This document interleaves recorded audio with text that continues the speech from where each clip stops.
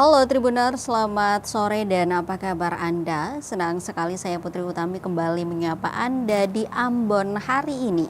Edisi Kamis 25 September 2025, di mana selama beberapa menit ke depan kami akan menghadirkan sejumlah informasi terbaru dari beberapa daerah di Maluku untuk Anda. Kita mulai dengan berita pertama. Polisi grebek ruko jualan pakaian bekas di Pasar Mardika. 46 karung bahan berbahaya diamankan. Kepolisian Polda Maluku melalui Direktorat Reserse Kriminal Khusus atau Ditretkrimsus mengamankan puluhan karung yang diduga bahan berbahaya dan beracun atau B3 Kamis 25 September 2025. Penemuan ini tepat di sebuah ruko yang berjualan pakaian bekas tepat di kawasan Mardika, dekat terminal kota Ambon, Maluku. Barang yang diamankan setelah penggeledahan bangunan ruko yang merupakan aset daerah itu setelah penyidik berkoordinasi dengan pemerintah Provinsi Maluku lewat Badan Pengelolaan Keuangan dan Aset Daerah atau BPKAD. Total barang yang diamankan sebanyak 46 karung ukuran besar. Barang tersebut kemudian diamankan menggunakan mobil pick-up berwarna hitam yang diangkut bertahap. Awalnya barang yang diangkut sebanyak 20 karung dan kedua sebanyak 26 karung. Setelah mengamankan lokasi, pihak dari pemerintah Provinsi Maluku langsung melakukan penutupan ruko dengan dituliskan tanah dan bangunan ruko ini milik pemerintah Provinsi Maluku. Penyewa segera menghubungi BPKAD Provinsi Maluku. Saat ditemui rekan media, salah seorang warga setempat, Akmal, mengaku kaget dengan kondisi penyimpanan barang berbahaya itu. Sebab menurutnya tempat yang menyimpan B3 itu adalah toko penjualan pakaian bekas, namun dirinya tidak mengetahui pasti siapa pemilik ruko tersebut. Diketahui kini kasus tersebut sementara dalam penyelidikan lebih lanjut.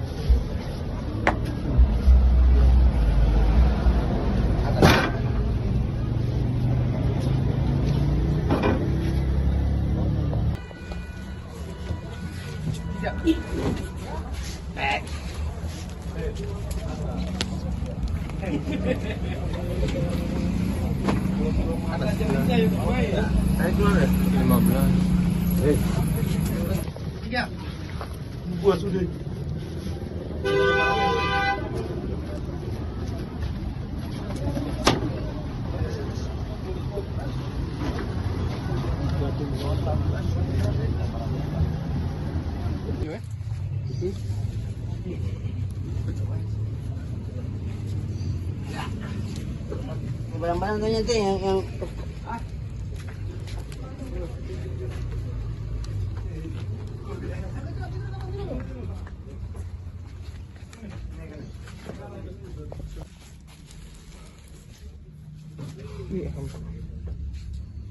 bau ya.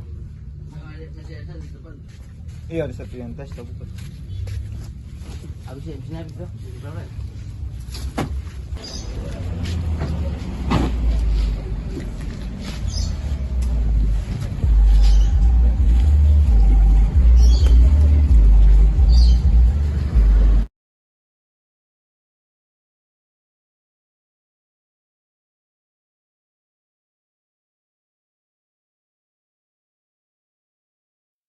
Informasi lainnya, Tribuners, 1.000 liter limbah cemari laut di Wetar, mahasiswa P3WL minta tanggung jawab perusahaan. Perhimpunan Pemuda Pelajar Wetar Lirang atau P3WL menggelar aksi demonstrasi di depan kantor Gubernur Maluku, Kamis 25 September 2025. Aksi yang digelar ini untuk menolak aktivitas pertambangan oleh PT BTR atau Batu Tua Tembagaraya di Pulau Wetar, Kabupaten Maluku Barat Daya. Dijelaskan Koordinator Aksi Henderina Febi Kaila, penolakan ini buntut tumpahan limbah ke laut saat insiden karamnya kapal tongkang akhir Agustus 2025 lalu. Menurutnya sebanyak 1.000 liter limbah perusahaan kemudian mencemari laut. Disayangkan hingga kini belum ada upaya evakuasi pasca tumpahan tersebut. Dalam aksi itu, pendemo juga meminta Dinas Perikanan Maluku, Dinas ESDM Maluku, dan Dinas Lingkungan Hidup Provinsi Maluku untuk segera meninjau lokasi tersebut. Kurang lebih setelah melakukan demonstrasi selama 1 jam, Wakil Gubernur Maluku Abdullah Fanat kemudian menemui massa. Kami butuh anak, bukti nyata. Dia hari ini saudara-saudara dia masih kerusakan lingkungan itu. Minimal ada tindakan perikanan serta Dinas Lingkungan Hidup untuk mengkaji Bapak. Hari ini Bapak punya kewenangan. Waktu kampanye kemarin, Gubernur mengklaim bahwa beliau ini adalah orang dekatnya Bapak Prabowo. Apakah mereka ini hanya berfirman lalu makanan itu dia datang? Tidak. Hari ini mereka harus melaut. Janji-janji palsu yang kami butuhkan itu bukti nyata yang dari Bapak Gubernur yang terkasih. Kami tidak butuh janji-janji manis dan kata-kata dari engkau, Bapak Gubernur. Yang kami Bagaimana gubernur ditugaskan melindungi lingkungan hidup yang ada di bumi raja-raja ini. Tapi hari ini nyatanya Gubernur Maluku kita nobatkan sebagai gubernur yang Pihak perusahaan. Tetapi toh hari ini gubernur memilih dia. Pertanyaannya ada apa? Apa gubernur juga punya sahamkah di PT tersebut?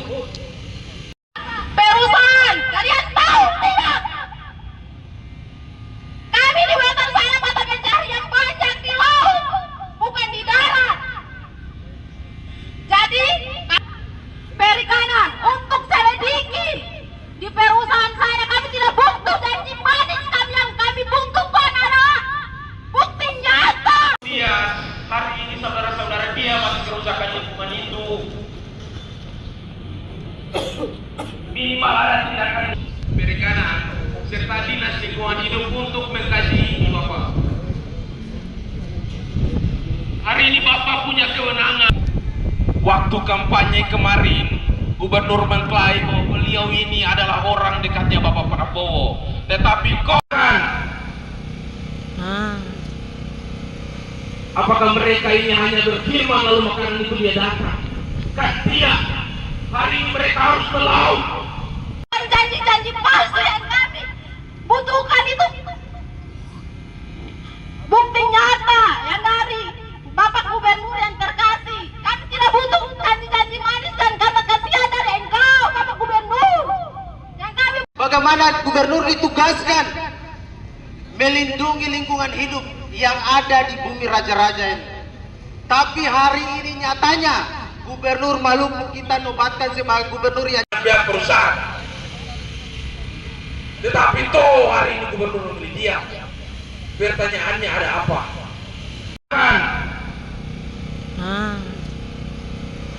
Apakah mereka ini hanya berfirman lalu makanan itu dia datang?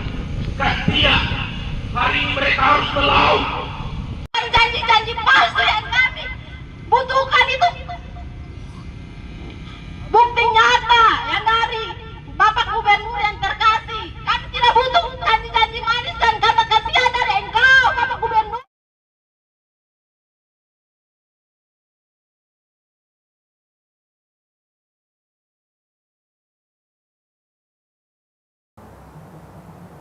Imbas terputusnya akses jalan Seram Utara menuju Masohi, cabai rawit mulai langka di Pasar Binaya Masohi. Terputusnya akses jalan di jalur Trans Seram atau Jalan SS dari Seram Utara ke Kota Masohi berimbas pada stok dagangan di Pasar Binaya Masohi, Kabupaten Maluku Tengah. Salah satunya stok cabai rawit yang saat ini mengalami kekosongan di sejumlah lapak pedagang. Diketahui Tribuners wilayah Seram Utara selama ini menjadi penyetok komoditas pasar yang cukup dominan di Pasar Binaya Masohi. Kelangkaan cabai rawit ini berdasarkan pantauan tribunambon.com di Pasar Binaya Masohi, Kamis 25 September 2025 sekira pukul 10:40 waktu Indonesia Timur. Beberapa lapak pedagang yang menjajakan bumbu dapur di area utara pasar nampak tak ada gunungan cabai rawit. Begitu pula di area dalam pasar lapak dagangan pedagang nampak kosong. Walau tak semua lapak, kondisi ini cukup kontras dengan hari-hari biasanya. Salah satu pedagang bumbu dapur yang ditemui tribunambon.com, Sriyanti mengatakan dirinya tidak berjualan cabai rawit sejak Rabu 24 September 2025 kemarin. Pasalnya stok dagangan yang sering ia pesan dari penada tak tersedia. Dirinya hanya berjualan cabai keriting, tomat, dan sayur-sayuran. Dikatakan sebelum kehabisan stok harga cabai rawit masih di angka Rp90.000 per kilo. Sementara cabai keriting juga mengalami kenaikan, dipasarkan dengan harga Rp65.000 per kilo. Beda dengan dua komoditas itu, harga tomat justru landai dipasarkan Rp18.000 per kilogram.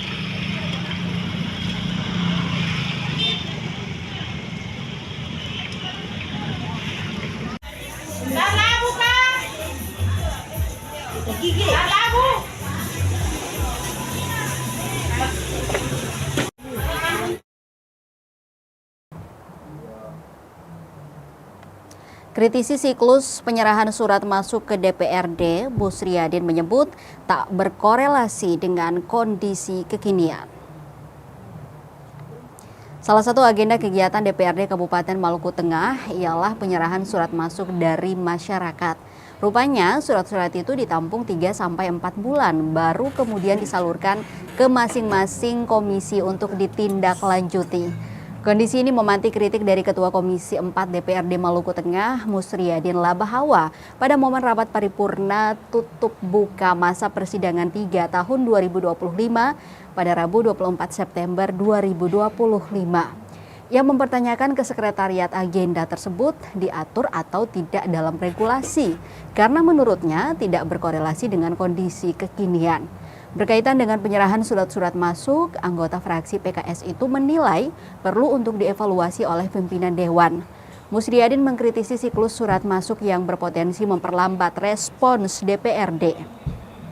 Bila perlu lanjutnya pada satu ada surat yang masuk, maksud kami pada suatu hari apabila ada surat yang masuk, maka langsung diteruskan ke komisi untuk ditindaklanjuti. Maka dari itu, mengacu pada siklus penyerahan surat-surat masuk yang mesti ditampung 3-4 bulan, Musriadin lebih setuju apabila item mata acara tersebut dihapus. Selain mengkritisi siklus penyerahan surat-surat masuk, Musriadin juga meminta pimpinan DPRD agar setiap agenda kegiatan atau mata acara dapat dikontrol item by item.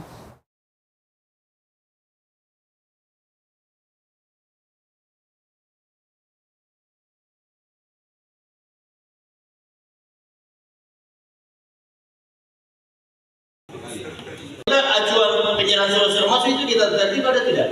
Di regulasi mengatur tentang ini tidak? Kalau tidak kita hapuskan saja. Ini kan budaya yang setelah kita cek tidak korelasi dengan kondisi kekinian daerah yang menuntut teman-teman di alat kelengkapan itu harus responnya lebih cepat untuk menindaklanjuti urusan-urusan sosial kemasyarakatan. Saya pikir itu pimpinan dan penyerahan surat-surat masuk. Ini juga yang harus dievaluasi oleh pimpinan. Kalau kemudian kita menggunakan siklus penyerahan surat masuk ini ada di setiap awal pembahasan agenda, berarti itu menutup ruang bahwa memang surat yang masuk dari masyarakat ini ditampung dulu, baru kemudian diserahkan secara sekaligus. Padahal surat-surat masuk masyarakat ini dia harus tentatif dilaksanakan setiap saat.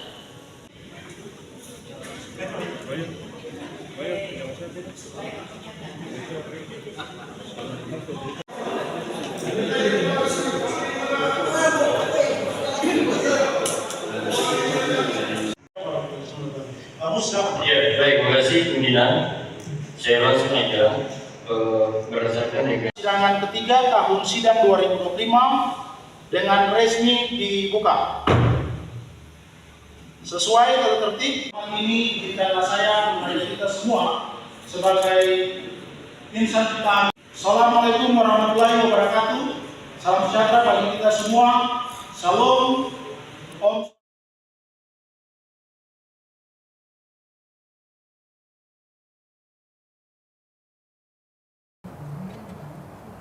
Gelar unjuk rasa di Pasar Maren, keluarga pelajar yang dibunuh tuding Polres Tual diskriminatif.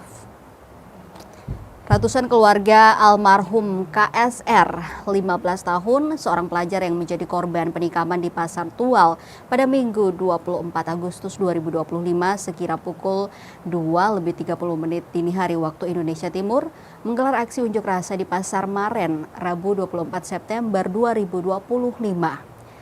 Aksi ini merupakan bentuk kekecewaan warga yang hingga kini belum mendapat kepastian terkait proses sidik dan lidik dari Polres Tual. Polres dinilai tidak serius dan terkesan tutup dan menutupi kasus tersebut. Dalam unjuk rasa ini, sejumlah jalan ditutup hingga pembakaran ban oleh massa aksi yang menuding Polres Tual diskriminatif dalam menyelesaikan kasus pembunuhan tersebut. Muhammad Renggur sebagai penanggung jawab aksi mengatakan, Polres terkesan menutup akses informasi perkembangan penanganan kasus. Lanjut dikatakan Kapolres Tual harus menyampaikan dengan terbuka pengembangan perkara ini, statusnya sampai di mana. Demikian juga keluarga meminta Pemkot Tual melalui Dinas Perlindungan Anak dan Perempuan agar berkonsultasi dengan pihak Polres untuk melakukan perlindungan saksi. Sekaligus korban ancaman pembunuhan masih berusia anak-anak yakni Hasil Renggur. Diberitakan sebelumnya Tribuners jajaran Kepolisian Resor atau Polres Tual berhasil mengungkap kasus penganiayaan yang mengakibatkan seorang remaja meninggal dunia. Pelaku utama berhasil ditangkap kurang dari 1x24 jam setelah kejadian. Peristiwa tragis itu terjadi pada Minggu 24 Agustus 2025 sekitar pukul 2:30 dini hari waktu Indonesia Timur di kawasan Pasar Tual. Berdasarkan keterangan kepolisian, kejadian bermula saat korban Komar Safik Renggur, 15 tahun, seorang pelajar SMP yang beralamat di Kompleks Suara, Kecamatan Dulah Selatan, bersenggolan dengan salah satu rekan pelaku di acara hiburan joget.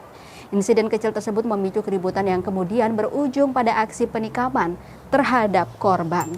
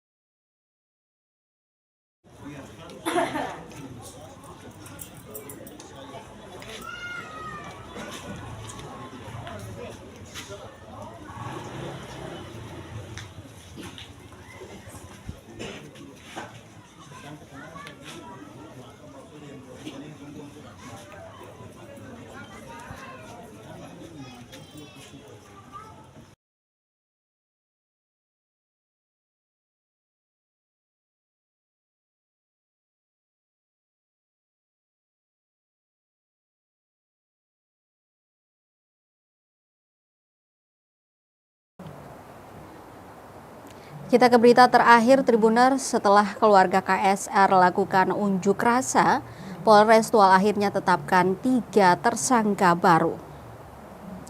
Polres Tual akhirnya menetapkan tersangka baru kasus penikaman seorang pelajar KSR 15 tahun di Pasar Masrum Tual pada Minggu 24 Agustus 2025 bulan lalu.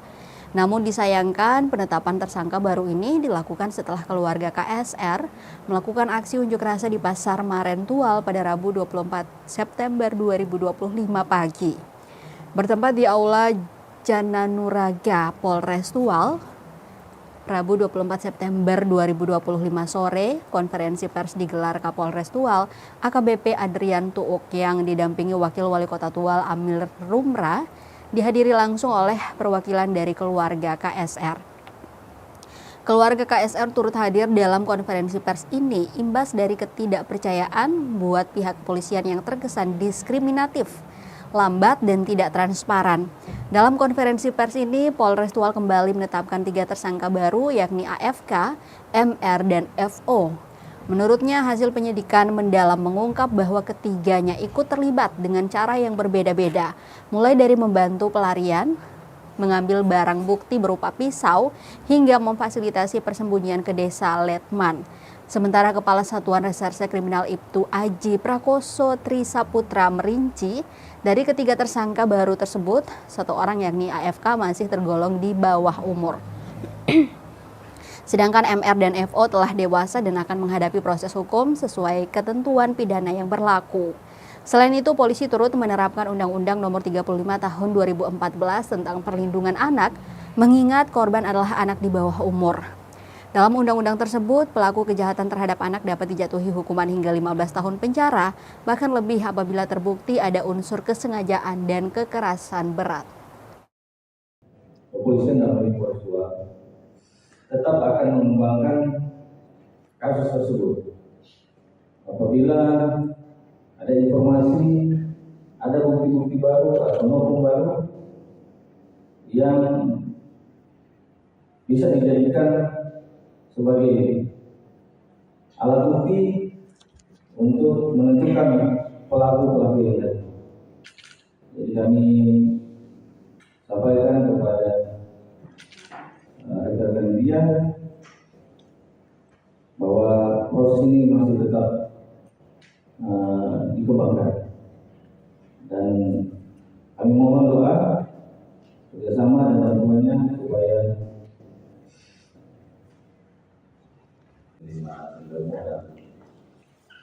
tuntutan keluarga korban untuk harus sebaiknya harus dan saya berjuang dari itu sehingga saya juga mau mengawal dan proses dari permintaan kita bisa menyampaikan situasi ini kepada keluarga korban.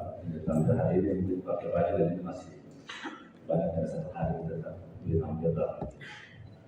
Karena itu maka kita juga diundang dan mendeteksi. Kita memantau proses yang terjadi di pihak polisi dan memastikan situasi kondisi keamanan itu harus nyaman, berangkat dan harus pastinya. Maka ditentukan sehingga kita datang hadir karena memastikan apakah sore ini ada sesuatu yang terima kasih Pak Kapolres dan tetap perkembangannya kami tetap memantau.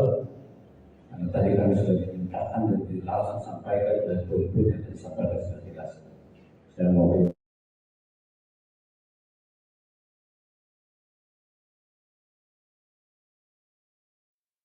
Tribuners, informasi tadi sekaligus mengakhiri perjumpaan kita di Ambon hari ini. Saya Putri Utami mewakili seluruh kru yang bertugas mengucapkan terima kasih atas kebersamaan Anda. Selamat sore, sampai jumpa dan amato. Download Tribun X sekarang, menghadirkan lokal menjadi Indonesia.